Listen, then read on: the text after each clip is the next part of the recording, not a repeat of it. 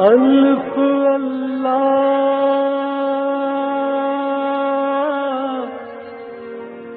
چمبے دی بوٹی میرے من وچ مرشد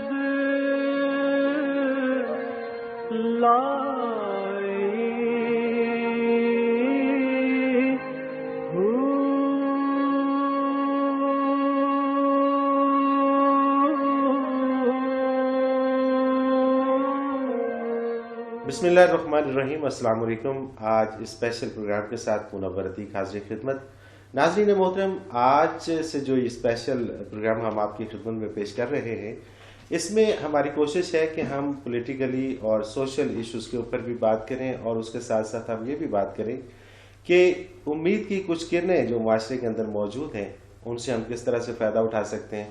پھر اس میں تصوف کی بات بھی کریں گے، اور پھر یہ بھی بات کریں گے کہ اسلام سے دور ہو کے ہمیں کیا ملا اور اسلام کے قریب جانے کے لیے کون سے راستے اپنانا پڑیں گے، اور پھر یہ بھی بات کریں گے کہ معاشرے کے اندر جو اس وقت بحران پائے جاتے ہیں ان سے نجات حاصل کرنے کے کیا طریقے ہیں۔ ان تمام چیزوں کے اوپر بات کریں گے مختلف پروگرامز کے اندر، اور پروگرام میں بات کرنے کے لیے ہمارے ساتھ ہر دفعہ موجود ہوں گے ہمارے بہت ہی محترم سلسلہ نقش بندیہ اویسیہ کے شیخ جناب امیر محمد اکرم اوان صاحب۔ بہت شکریہ سر، آپ نے ہمیں وقت دیا۔ ہمارا چونکہ اس پروگرام کا مقصد یہ ہے کہ ہم لوگوں کو یہ بتائیں کہ اس وقت جن حالات سے ہم گزر رہے ہیں اس کی اصل وجوہات کیا ہیں۔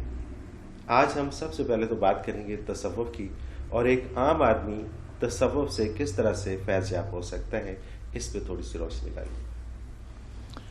الحمدللہ وکفا وسلام علی عبادہ الذین اصطفیٰ، اما بعد فاعوذ باللہ من الشیطان الرجیم، بسم اللہ الرحمن الرحیم۔ الحمدللہ آپ تشریف لائے، خوش آمدید۔ اللہ کرے آپ کی ہماری گفتگو سے لوگوں کو فائدہ پہنچے۔ تصوف جزو حیات ہے،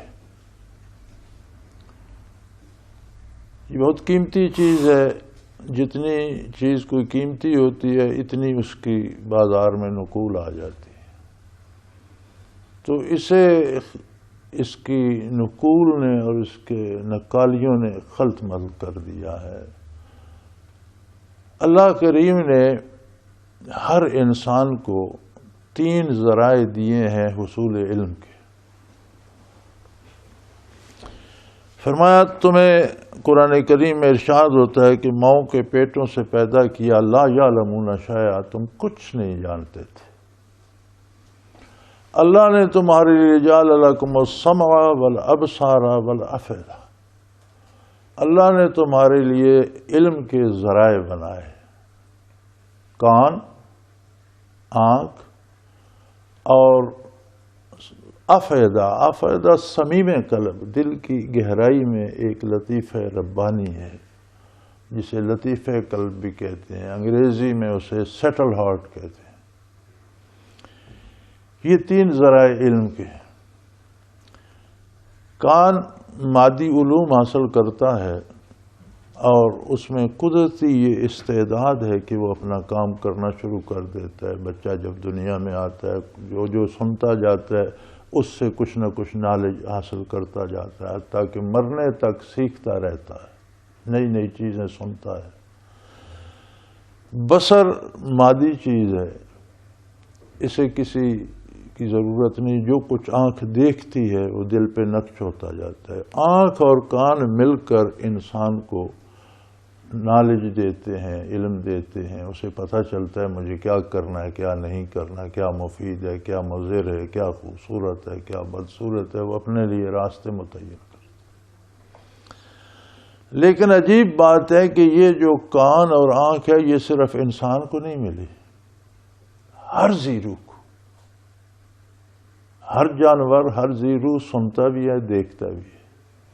اب جانور جو ہیں ان کا مزاج تخلیقی ہے، فطری طور پر اللہ نے انہیں راستے متعین کر دیے، اس کے اندر وہ سوچتے ہیں۔ ایک جانور جو حیوان ہے، کوئی بیل اڑنے کی نہیں سوچے گا، اور کوئی پرندہ چلنے کی نہیں سوچے گا۔ ان کا مزاج ایسا ہے کہ وہ سوچیں گے، دیکھیں گے تو کہاں سے اڑنا ہے، کیسے اڑنا ہے، جانور چلنا کہاں سے ہے، خوراک کہاں سے ملے گی، وہ اپنا اپنا کام کرتے۔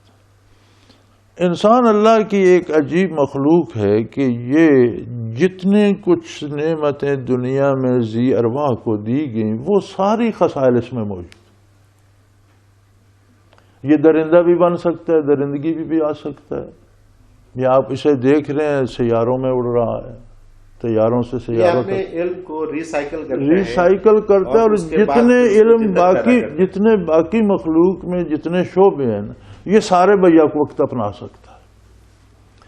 اس لیے اسے پھر ساتھ افیدہ دیا کہ سمع و بصارت سے ان دونوں سے کام لے کر یہ بے مہار نہ ہو جائے، انسان ہوتے ہوئے درندوں کی طرح زندگی بسر کرنا نہ شروع کر دے، انسان ہوتے ہوئے یہ جانوروں کی طرح دوسروں کی چیزیں کھانا چرانا نہ شروع کر دے۔ تو اس کی انسانیت کو قائم رکھنے کے لیے اسے ایک تیسرا ذریعہ علم دیا، اور وہ ہے افیدہ، انتہائے قلب میں۔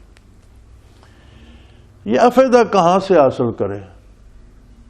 کان نے تو عام معاشرے سے حاصل کیا، بصارت نے بھی عام اس کے لیے اللہ کریم نے انبیاء مبعوث فرمایا، اور پہلا انسان جو زمین پہ جلوہ افروز ہوا آدم علیہ السلام، وہ خود نبی تھے۔ تب سے لے کر حضور نبی کریم صلی اللہ علیہ وسلم تک مسلسل انبیاء آتے رہے، حتیٰ کہ آپ تشریف لائے تو آپ اتنی جامعیت کے ساتھ آئے کہ پھر کسی نبی کے آنے کی قیامت تک ضرورت ہی نہ رہی۔ اور اس پہ یہ 14 صدیاں بھی گواہ ہیں کہ ہر سوال کا جواب جو کتاب آپ لائے اس میں بھی موجود ہے، آپ کی سیرت عالی میں بھی موجود ہے۔ حالانکہ حالات بہت بدل گئے ہیں، بہت چیزیں بالکل چیزیں بدل گئی، لیکن آج بھی ہمیں ہر سوال کا جواب اس زمانے کو دیکھیں اور آج کو دیکھیں تو کہاں انسان چاند پہ قدم رکھ چکا ہے، لیکن وہ ہر سوال کا جواب قرآن میں بھی موجود ہے، حضور کی سیرت میں بھی موجود ہے۔ یہ قرآن اور حضور کی سیرت سے رابطہ کیسے ہو؟ قرآن کو اگر ہم محض ایک کتاب کے طور پر جانتے ہیں تو نو پرابلم، ہم کتنی کتابیں پڑھتے ہیں، ایک کتاب یہ بھی صحیح، کتنی زبانیں ہم سیکھتے ہیں، ایک عربی بھی صحیح، پھر تو یہی رہے گا۔ اس کے لیے اللہ نے سب سے سینسٹیو، سب سے حساس، ان قلب کی انتہائی گہرائی میں جو افیدہ ہے اس کو رکھا۔ جب وہ مستفید ہوتا ہے نور نبوت سے، پھر جا کر اہمیت کا اندازہ ہوتا ہے کہ قرآن کی کیا اہمیت ہے، حضور کی اسوہ حسنہ کی کیا اہمیت ہے۔ پھر زندگی کا کوئی گول بنتا ہے کہ مجھے زندگی میں صرف کھانا نہیں ہے، صرف لباس نہیں ہے، صرف عہدہ نہیں ہے، صرف بڑائی نہیں ہے، بلکہ مجھے زندگی صرف کرنی ہے اور اس کے نتیجے میں اللہ کا قرب پانا ہے، اس کے نتیجے میں بارگاہ نبوت میں باریاب اور کامیاب ہونا ہے۔ اور یہ نسبت آتی ہے نبی علیہ الصلوۃ والسلام سے، اور انبیاء کو اللہ کریم نے نبی صلی اللہ علیہ وسلم کو سورج سے تشبیہ دی، شمس منیرہ، روشنیاں بکھیرنے والا سورج۔ سورج ساری کائنات کو روشنی عطا کرتا ہے، اسی طرح نبی کے صلی اللہ علیہ وسلم کا قلب اطہر ساری کائنات کو وہ روشنی عطا کرتا ہے۔ اس اپنے قلب کی گہرائی میں نبی صلی اللہ علیہ وسلم سے وہ روشنی وصول کرنا اور اس سے زندگی کو تعمیر کرنا، یہ تصوف ہے۔ اچھا، یہ قلب کی گہرائی تو ہر شخص کے اندر موجود ہے، لیکن اس میں وہ روشنی لانا، اس کو حاصل کرنا، اس کا کوئی خاص طریقہ ہے؟ اس کا ایک خاص طریقہ ہے کہ آپ دیکھیں عام لوگ تھے معاشرے کے، اور ہر طرح کے جو حالات اس وقت کے تھے ان میں وہ بھی ملوث تھے۔ جس طرح کا معاشرہ تھا، چوری چکاری، ڈاکہ زنی، شراب نوشی، بدکاری، جو کچھ معاشرے میں تھا، بت پرستی، سارے لوگ اسی معاشرے کے تھے۔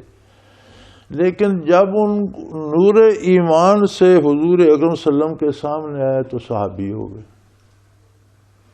صحابی کا اصطلاحی یہ لفظی مطلب تو صحبت یافتہ ہے، لیکن اصطلاح شریعت میں صحابی اسے کہتے ہیں جس نے نبی کریم صلی اللہ علیہ وسلم کی صحبت سے فائدہ حاصل کیا ہو۔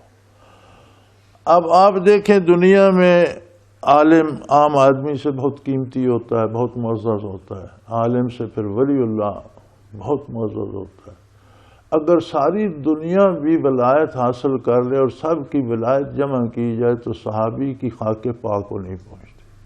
سبحان اللہ. یعنی اتنا بلند مرتبہ یہ کس سے ہو گیا؟ ایک نظر سے. وہ کیفیات جو قلب اطہر میں تھیں، جب وہ نور ایمان لانا، کلمہ پڑھنا، یہ فیض میں زندگی پیدا ہو جاتی. ایمان نہیں لاتا، کلمہ نہیں پڑھتا تو یہ مردہ ہے. جب اس نے ایمان لایا، متاثر ہوا، اس نے سمع سے، بصارت سے کام لیا، دیکھا یہ آدمی سچ کہہ رہا ہے، یہ آدمی اچھا ہے، ایمان لایا تو یہ بھی ایکٹیویٹ ہو گیا. اب ایک نظر پڑی حضور کی یا چند لمحے صحبت نصیب ہوئی، اگر حضور کی نظر نہیں پڑی، اس کی نظر حضور پر پڑ گئی تو بھی صحابی ہو گیا. وہ کچھ کیفیات اس میں ایسی صلاحیت کر گئیں کہ اس کی منزل حیات رضائے الہی بن گئی. کن کن کاموں میں اللہ راضی ہے، کن کن کاموں میں اللہ کا حبیب راضی ہے، وہ کرنے ہیں، وہ مقصد حیات بن گیا. تو ایک قوم اس لیے بن گئی کہ سب کا مقصد حیات ایک تھا، سب کا ٹارگٹ ایک تھا، سب ایک منزل کی طرف رواں دواں تھا. تصوف کی بات چلتے چلتے یہاں تک پہنچی کہ حضور نبی کریم علیہ الصلوۃ والسلام سے جب کفار ملتے تھے تو ان پہ اثر کیوں نہیں ہوتا تھا؟ ان کے اندر بھی ایک دل تھا اور اس دل کی بھی ایک گہرائی تھی. میں اس کا جواب تو دے چکا ہوں، میں دہرا دیتا ہوں کہ میں نے عرض کیا کہ جب وہ افیدہ ایکٹیویٹ کرتا ہے، وہ ایکٹیویٹ ہوتا ہے ایمان لانے سے. ٹھیک ہے، جب ایمان لے آیا تو پھر وہ اس میں فیوزات کا دریا اس میں آ گیا. اگر ایمان نہیں لاتا تو اس کے دیکھنے کو اللہ کریم نے فرمایا ینظرون الیک وہم لا یبصرون، آپ کی طرف نظریں گھماتے ہیں لیکن دیکھ نہیں پاتے. ظاہری وجود عالی کو تو دیکھتے تھے، ارشادات عالی سنتے تھے تو جواب دیتے تھے، یہ تانے دے. وجود عالی دیکھتے تھے تو وار کرتے تھے، یہ تکلیف دیتے، ایذا پہنچ. لیکن اللہ کریم فرماتے ہیں کہ یہ صرف محمد بن عبداللہ کو دیکھ رہے ہیں، محمد الرسول اللہ کو نہیں دیکھ رہے. اللہ. تو وہ افیدہ ایکٹیویٹ نہ ہو تو دیکھنا نہ دیکھنے کے برابر ہے. اچھا، ابھی ہمارے معاشرے کے اندر جہاں پر ہم رہتے ہیں، ہم دیکھتے ہیں کہ بہت طرح کی برائیاں ہمارے معاشرے میں پائی جاتی ہیں، اور اگر سب کے دل میں، چونکہ سب کلمہ گو ہیں، سب مسلمان ہیں، اور سب کے دل کے اندر وہ دل کی گہرائی موجود ہے، پھر ہم اس تنزلی کا شکار کیوں ہیں؟ آپ کے یہ کیمرے موجود ہیں، ان میں صلاحیت ہے تصویر بنانے کی بھی، آواز ریکارڈ کرنے. لیکن اگر آپ ان کی بیٹری نکال دیں، ان میں الیکٹرک نہ ہو تو کب کریں گے؟ سوال ہی پیدا نہیں ہوتا ہے. ظاہر ہے. تو یہ جو فیوزات نبوی ہیں یہ اس عقیدہ کی بیٹری ہیں. ہمارے پاس آلات ہیں، ان میں بیٹری نہیں ہے. تو یہ بیٹری کہاں سے ملتی ہے؟ اس کو کیسے چارج کیا جائے؟ یہ جس طرح دین موروثی چلا، ہمارا دین موروثی ہے. حضور سے صحابہ نے حاصل کیا، صحابہ سے تابعین نے، تابعین سے تبع تابعین نے، اور ہمارے سارے علوم اس بات کے متقاضی ہیں کہ وہ کیا ارشاد فرماتے تھے. اپنی طرف سے کوئی نہیں ایجاد کر سکتا کہ بہت بڑا عالم ہے تو آج وہ کوئی نئی عبادت ایجاد کر دے یا کوئی نیا گناہ اس کا اعلان کر دے، ایسا نہیں ہو سکتا. اسی طرح یہ جو تصوف جسے آپ کہتے ہیں، یہ دراصل تزکیہ قلب ہے، اور یہ بھی قرآن کریم میں موجود ہے کہ وَيُزَكِّيهِمْ، اللہ کا نبی ان کا تزکیہ فرماتا ہے، پاکیزہ کرتا ہے دل کو. یہ بھی موروثی ہے، حضور سے صحابہ نے لیا، صحابہ کی صحبت میں جو بیٹھے وہ تابعین کہلائے، انہوں نے صحابہ سے لیا، تابعین کی صحبت میں جو بیٹھے تبع تابعین کہلائے، انہوں نے وہاں سے لیا. اسی طرح جن لوگوں نے آگے تبع تابعین سے یہ نعمت حاصل کی، اسے آگے بانٹا، وہ مشائخ سلاسل بنے. جن لوگوں نے اسے حاصل کیا وہ ولی اللہ کہلائے. اور یہ ولایت یہ ہر مسلمان کے لیے ہے. اللہ ولی الذین آمنوا، اللہ ہر مومن کا ولی ہے. یعنی یہ نعمت ہر بندے مسلمان میں ہونی چاہیے. یعنی کہ ہم اس سے یہ کہہ سکتے ہیں کہ یہ جو تزکیہ نفس ہے، تصوف کو اگر ہم اس طرح سے ڈیفائن کریں، اس کی ڈیفینیشن اگر ہم کرنا چاہیں تو ہم کہہ سکتے ہیں کہ تزکیہ نفس تصوف ہے. بالکل ہے. یہ حاضرین، ایک مختصر سا کمرشل بریک، اس کے بعد حاضر ہوتے ہیں ہمارے ساتھ.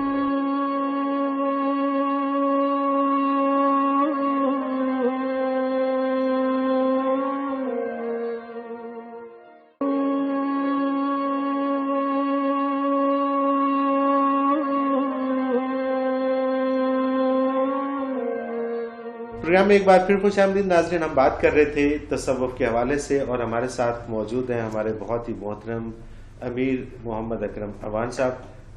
آپ سے بات ہو رہی تھی سر کہ دیکھنا قرآن کریم فرماتا ہے یتلو علیہم آیاتہ ویعلمہ الکتاب والحکمہ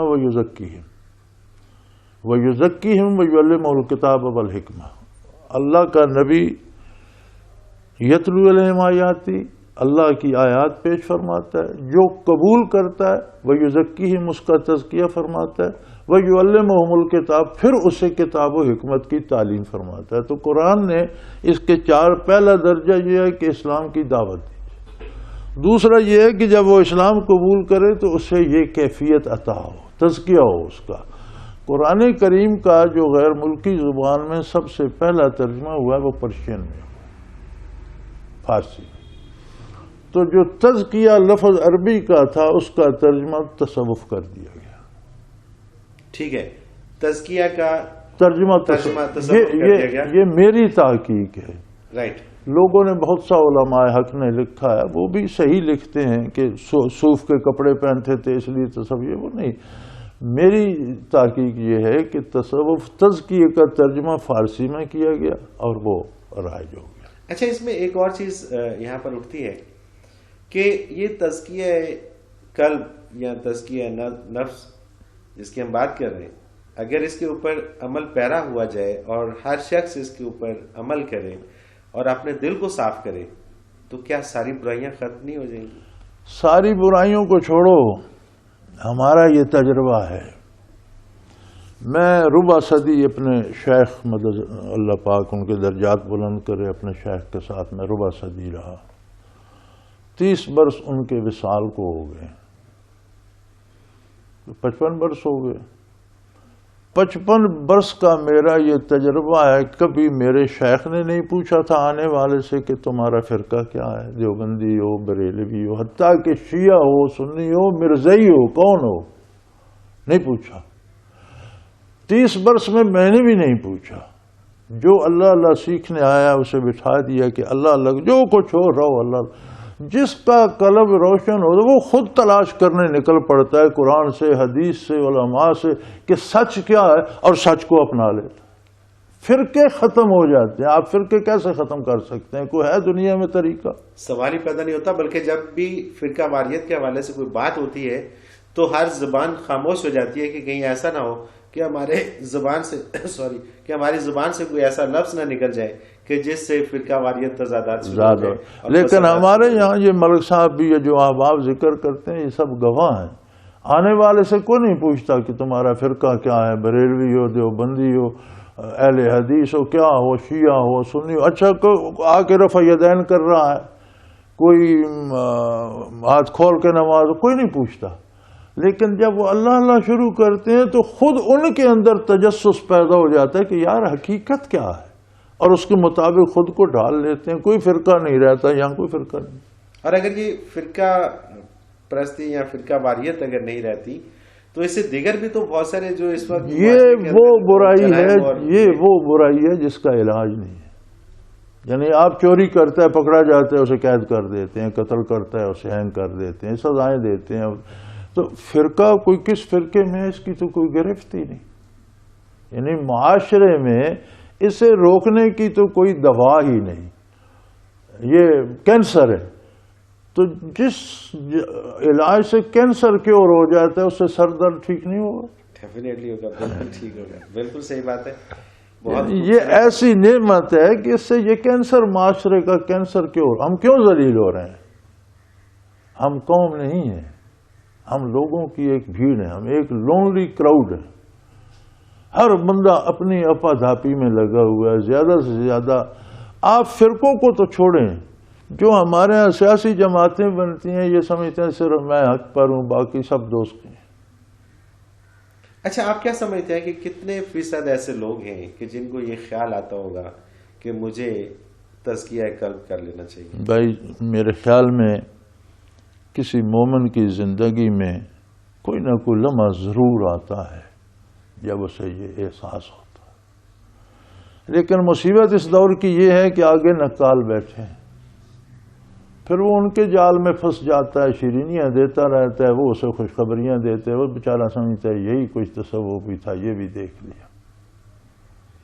یہ بہت کم یاب ہے۔ کیسے اس کی پہچان کیسے کی جائے کہ یہ نکال ہیں اور ان سے اس کی پہچان یہ ہے کہ آپ کسی کو شیخ سمجھ کر جاتے ہیں کہ میں اس سے تصوف سیکھوں، اگر اس کی صحبت میں آپ کے عادات، آپ کے حالات اصلاح پذیر ہو جائیں تو واقعی شیخ، اور اگر آپ کے حالات و عادات وہی رہیں اور وہ آپ کو دنیاوی باتوں پہ ٹرخاتا رہے، تمہیں عہدہ مل جائے گا، تمہیں دولت مل جائے گی، تو وہ اس کا کام ہی نہیں۔ تو اس کا کوئی ایک سلسلہ ہے کہ جو پھیلا ہوا ہے پورے پاکستان کے اندر؟ الحمدللہ ہمارا سلسلہ تو انٹرنیشنلی پھیلا ہوا ہے، ہر بندہ اپروچ کر سکتا ہے، پاکستان نہیں دنیا کے ہر ملک میں ہے۔ کس طرح سے، کیا طریقہ ہے آپ تک اپروچ کرنے کا؟ ہمارا طریقہ تو ہم روزانہ پال ٹاک پہ رات ذکر ہوتا ہے جو انٹرنیشنلی ہوتا ہے، صرف اس کا ایک علاج ہے۔ قرآن کریم نے، دیکھیں قرآن کریم ایک بات ایک دفعہ کہتا ہے وہ فائنل ہوتی ہے اور وہ فیصلہ ہو جاتا ہے، اس میں کوئی ترمیمیں نہیں ہوتی ہیں، لیکن ذکر کرنے کے لیے قرآن نے بالواسطہ 700 سے زیادہ مرتبہ حکم دیا ہے، اور بلا واسطہ ڈائریکٹ جسے آپ کہیں وہ 32-34 آیات، یعنی ایک بات کو 32-34 دفعہ قرآن کیوں دہراتا ہے، اور بالواسطہ جب بات ہوتی ہے 700 سے زیادہ کیوں کہتا ہے؟ پھر ہر حال میں کہتا ہے الذین یذکرون اللہ قیاما وقعودا وعلی جنوبہم، کھڑے بیٹھے سوتے ہر حال میں ذکر کرتے ہیں۔ نماز بھی ذکر الہی ہے، یعنی ہر نیکی ذکر ہے، لیکن اس کے علاوہ ذکر کثیر چاہیے۔ اچھا نماز اذا قضیت الصلاۃ فانتشروا فی الارض وابتغوا من فضل اللہ واذکروا اللہ کثیرا، نماز ادا ہو گئی، جاؤ بازار میں اپنا کام کرو، روزی تلاش کرو، محنت کرو، لیکن ذکر کثرت سے کرتے رہو، ذکر پھر بھی کرو۔ میدان جہاد میں بھی فرمایا کہ اذا لقیتم فئۃ فاثبتوا، مقابلہ آ جائے مخالف سے جم کر کرو، واذکروا اللہ کثیرا، گولیاں چل رہی ہیں، بندے گر رہے ہیں، لاشیں گر رہی ہیں، ثبات کے لیے کیا چاہیے؟ ذکر کرتے ہیں۔ یعنی ہر حال میں جہاد کتنی افضل عبادت ہے، اس میں بھی ذکر لازم ہے۔ حج میں ذکر کا ارشاد ہوا کہ حج کرتے ہو ذکر، واذکروا اللہ کا ذکرکم آباء، جس طرح باپ دادا کا نام اب اللہ کا نام اس کثرت سے لیا کرو۔ نماز ذکر ہے خود، لیکن نماز کے بعد تو یہ ہے کہ اللہ کا ذکر چلتا رہے۔ اچھا، اللہ کا ذکر، اللہ کے ذکر سے دل کو آباد رکھنا، لیکن کیا یہ انسان خود سے بھی کر سکتے ہیں کہ میں اگر اللہ کا ذکر یہ بڑی آپ نے بہت مزے کی بات کی، یہ بہت مزے کی بات ہے، اس کی طرف لوگوں کی توجہ کم جاتی ہے۔ اگر کوئی گھر بیٹھ کر بھی خلوص دل سے اللہ اللہ کرنا شروع کر دے، اللہ کریم نے فرمایا والذین جاہدوا فینا لنہدینہم سبلنا، جو ہمارے لیے ہماری رضا کے لیے محنت کرتے ہیں ہم ان کو راستے دکھا دیتے ہیں۔ اگر گھر شروع کر دے گا کسی نہ کسی ایسے بندے کے پاس اللہ اسے پہنچا دے گا جو اس کی تربیت کرے گا، یہ اللہ کا وعدہ ہے، کوئی کر کے دیکھے۔ اور اگر وہ کسی ایسی جگہ پر ہے کہ جہاں پر اس کے مسائل ہیں کہ وہ کسی ایسے بندے تک پہنچنا اس کے لیے مشکل ہے، معذور ہے، یا اس کو اور کوئی پریشانی ہے، اس کا نکلنا مشکل ہے، یہ ساری باتیں ہمارے لیے ہیں، ہم معذور بھی ہیں، مجبور بھی ہیں، اللہ کے لیے نہیں ہے۔ اگر وہ نہیں چل سکتا تو اللہ کسی بندے کو اٹھا کر وہاں لے جائے گا، اس کے لیے کیا مشکل ہے؟ یہ ساری مشکلات انسان مخلوق کے لیے ہیں۔ جب اس نے وعدہ کر دیا والذین جاہدوا فینا میری ذات میں، یعنی میری رضا کے لیے خلوص سے جو لوگ محنت شروع کر دیتے ہیں، لنہدینہم سبلنا، ہم اپنے راستے ان کو دکھا دیں۔ تمام مفسرین نے اس پہ یہ لکھا ہے کہ جب کوئی بندہ اللہ کی رضا کے لیے اطاعت الہی شروع کرتا ہے تو اللہ اسے اپنے ایسے لوگوں کے پاس پہنچا دیتا ہے جو اس کی رہنمائی کرتے ہیں۔ اور ایسے لوگ جو رہنمائی کرتے ہیں، کیا ان کا شیخ ہونا ضروری ہے؟ میرے بھائی، شیخ ہونا ضروری نہیں، لیکن کسی شیخ سے وابستہ ہونا ضروری ہے۔ وہ جو وابستہ کہیں سے وہ بجلی لے گا تو آپ کو دے گا نا، کہیں سے کرنٹ لے گا تو آگے دے گا نا. اچھا، جس طرح آپ نے فرمایا کہ یہ جو سلسلہ ہے یہ فیض لینے سے شروع ہوتا ہے کہ آپ نے جس سے فیض لے لیا تو آپ کے پاس فیض آ گیا تو آپ آگے اس کو تقسیم کر سکتے ہیں. تو اس کے لیے کوئی جس طرح خاندانی نسب ہوتا ہے اس کی کوئی ضرورت نہیں ہے. اس کے لیے کوئی بھی شخص اسلام شرط ہے. کوئی بھی شخص ہے وہ حاصل بھی کر سکتا ہے اور اس قابل ہو جائے، چونکہ اگر گھڑے میں بہنا بھی ہے تو وہ پہلے بھر جائے گا تو بہے گا نا.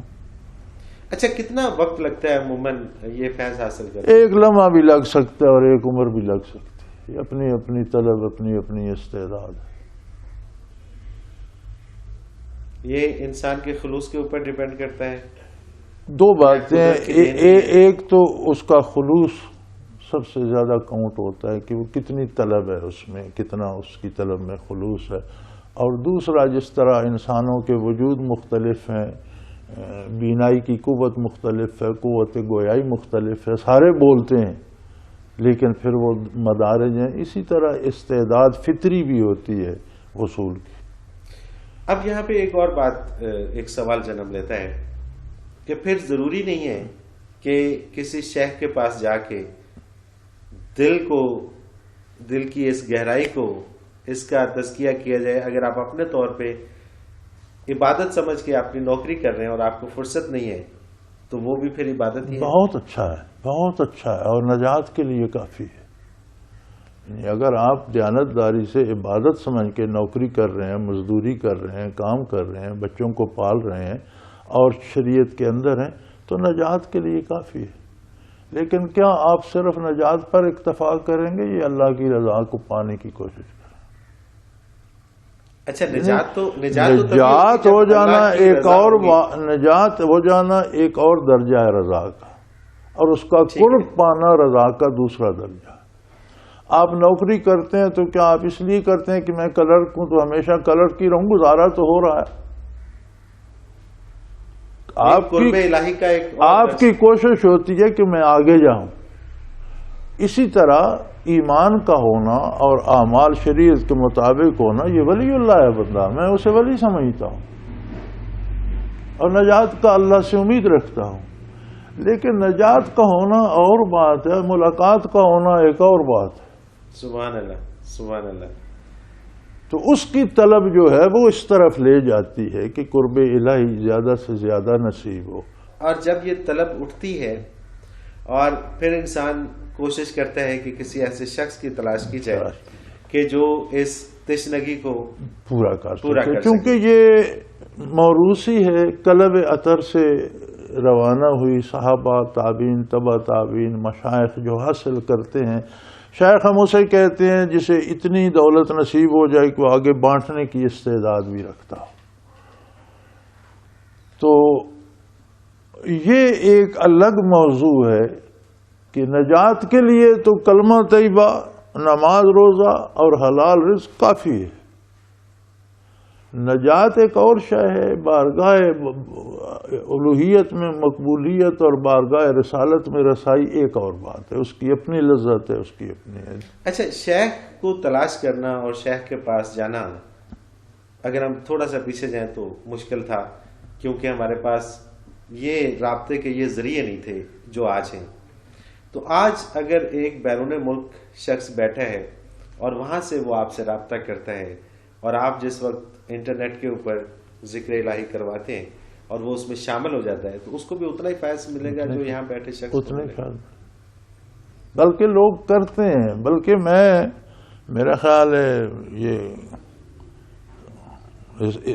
سال ہو رہا ہے کہ میرے خیال 5، 6، 7، 8 رات ای میل پہ روز انٹرنیشنلی جو لوگ آ نہیں سکتے ان کی بیعت کی ریکویسٹ ہوتی ہے. اچھا، اس کے لیے باقاعدہ بیعت کرنا پڑتا ہے یا بیعت کرنا تعلق کو مضبوط کر دیتا ہے، چونکہ سنت ہے نبی کریم صلی اللہ علیہ وسلم کی بیعت کرنا. لیکن کوئی بیعت نہ بھی کرے فیض پہنچتا ہے.